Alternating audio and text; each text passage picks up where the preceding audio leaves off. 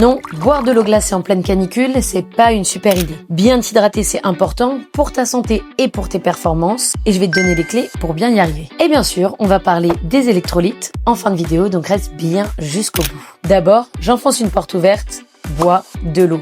Entre 2 et 4 litres en fonction de toi, de ton poids, de ta taille, de ton âge, de ton sexe, de ton activité physique surtout. Et pas glacé parce que ça peut perturber ta digestion. Surtout, essaye de boire toute la journée sans attendre d'avoir soif. Souvent, c'est un petit peu trop tard. Et pour ça, mon conseil, c'est d'avoir toujours une bouteille d'eau ou une gourde avec toi à portée de main. Et si tu galères, parce que je sais que c'est le cas de beaucoup d'entre vous, mets-toi des rappels ou utilise une application. Il y a par exemple Watertime ou Plante Nanny qui sont des applications gratuites. Si t'aimes pas trop le goût de l'eau, tu peux aussi te faire des infusions, des eaux aromatisées maison. D'ailleurs, j'adore ça. Si jamais tu veux des recettes, dis-le moi. Et je te conseille de limiter tout ce qui va être théine et caféine qui peuvent être diurétiques. Dernier conseil, enrichis ton alimentation en eau, grâce aux fruits et aux légumes notamment.